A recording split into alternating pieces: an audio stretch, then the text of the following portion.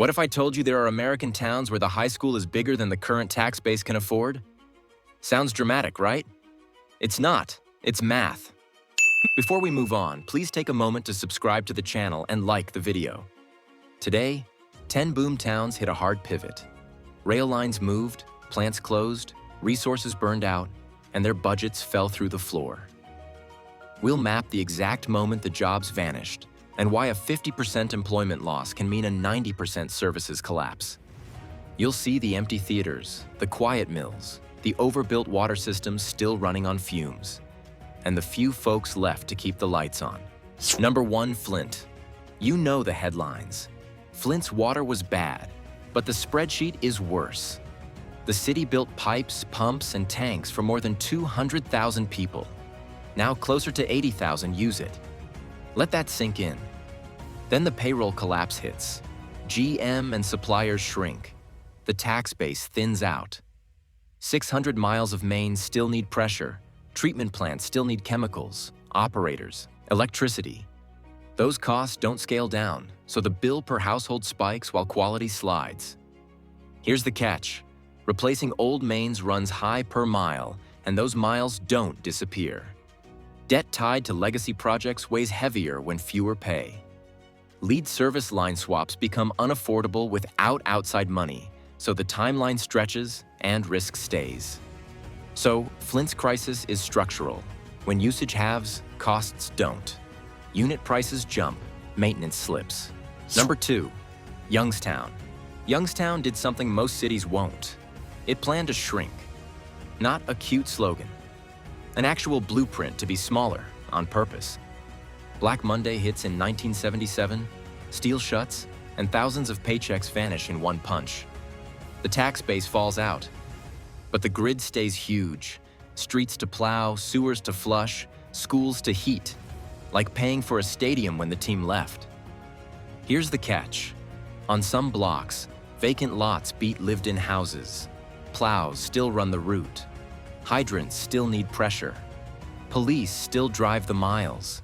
The Youngstown 2010 plan leaned into triage. Consolidate neighborhoods, move people toward stable areas, land bank the empties, cut service lines to match who's left. So the big idea wasn't growth. It was survival math. A size L city wearing an XXL jersey. Steel collapse didn't stop at the Pennsylvania line. Number 3, Gary. Gary built for a standing ovation. Broadway, an opera house, and high schools that look like fortresses, now serving a slice of the students they were built to hold. Then the payroll dried up. U.S. Steel pared back, automation sped up, and trade shifts hit like a freight train. The buildings didn't shrink. Theodore Roosevelt and Horace Mann highs turned into monuments with utility bills that read like a mortgage. Here's the catch. When enrollment falls, per-pupil facility costs go vertical. Downtown has high-rises with more empty floors than tenants, so property tax revenue drops while bonded debt still needs payments. Deferred maintenance stacks up until the only choices are demolition or mothballing, both expensive, both ugly. So the city keeps paying to heat space it can't fill. Gary isn't simply empty, it's oversized. Scale became the liability. Number 4, Janesville. Janesville was a one-employer town. One plant, one siren, one rhythm. Then December 2008 hit and the line stopped. It's real, it's happening. Thousands of jobs vanished at the GM assembly plant, and more fell as suppliers folded. Snowplows still made the loops past a 4 million square foot hulk that didn't pay a shift differential anymore. Mortgage stress spiked. Foreclosures climbed. Retail strips went dark, one nail salon away from tumbleweeds. Here's the catch. Unemployment surged after the closure, property and sales taxes sank, and the budget lagged the pain. The city rolled out TIF districts to bait new projects, while retraining programs tried to convert assembly veterans into something else. Some landed, many didn't. You can't compress a city budget on the same day payroll disappears. So the math wins. Timing kills cash flow.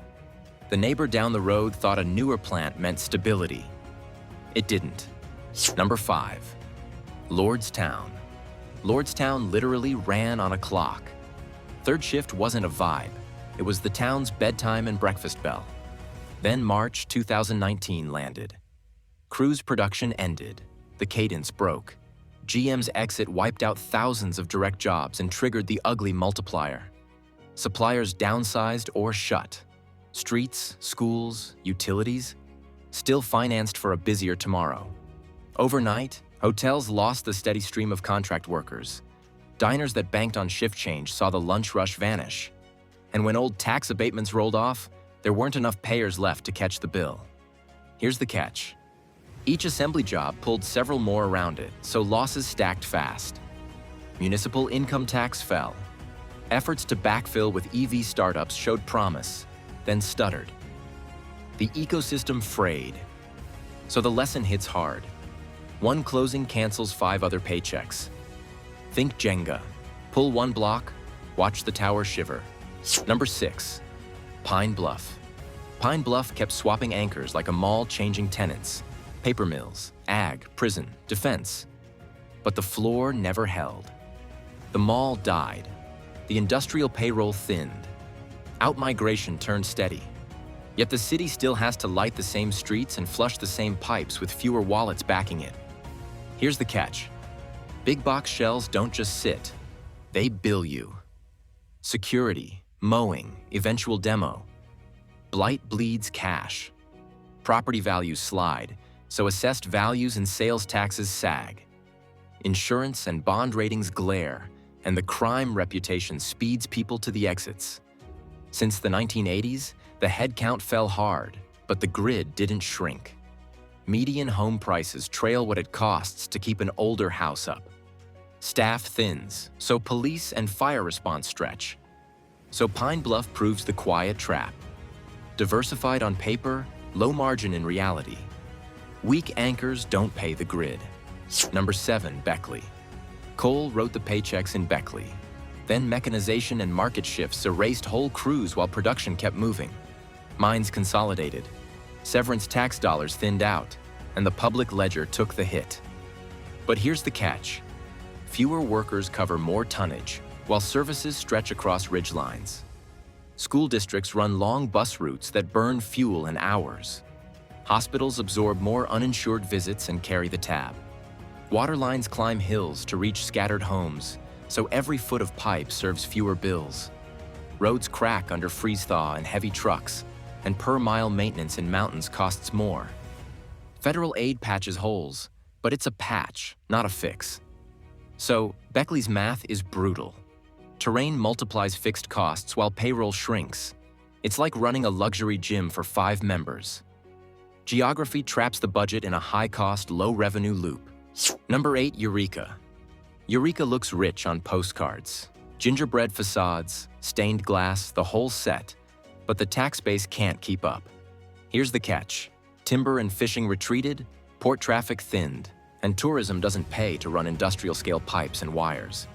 Add seismic rules and coastal regs, and every repair arrives with a surcharge. Walk downtown and you'll see the tell. Empty upper floors, lights off at noon.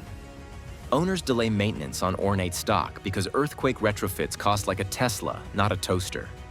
With Proposition 13 capping property taxes, revenue growth crawls even when values rise. So the city stretches big city quality infrastructure across a small headcount. So Eureka becomes a budget trap, ornate, expensive, underoccupied. Heritage buildings need 2026 money, not 1890 payrolls. Number 9, El Centro. El Centro's unemployment rate can look like a typo. Double digits stick around, not just in recessions. Sounds like a bargain town, right? But here's the catch. Jobs swing hard with harvests, border traffic, and federal shifts, while sales and property taxes crawl. Summer turns the grid into a toaster. A sea demand jumps, and the bill follows. Median household income sits around the high 40s, while electricity and water from the Imperial Irrigation District can top $3,000 a year. That's a gym membership you can't cancel. IID keeps 1,400 miles of canals alive in desert heat, pumping water that doesn't move itself. poverty rates stay high, so service calls do too. Commuters earn here, spend elsewhere. Cross-border shopping leaks sales tax. So the jobs exist, just not steadily and not always taxed here. Volatility starves stable services. Finally, the archetype of overbilled waits. Number 10, East Street Louis. You can stand on a block in East St. Louis, see the arch, and still feel broke. The money doesn't cross the river. That's the setup and the sting. Industrial flight and shrinking rail yards blew a hole in the tax base. What's left is a city-sized grid on a small-town wallet. State control, bond defaults, and deep service cuts followed because the math refused to pencil. Here's the catch. Stormwater lines built for factories clog and flood streets. Firehouses close. Judge's order fixes the budget can't fund. Since the 1950s, the population collapse turned pensions into a heavier lift than annual revenue can comfortably carry. Per person, the infrastructure tab sits among the region's highest because the pipes and pavement didn't leave. So East St. Louis is the textbook, a metropolis shell on a starter budget. The house is 10 sizes too big, and the rent's due. Would you live where the high school outmuscles the tax base? Drop a yes or nope. Want part 2? Comment shrink smart or demo now.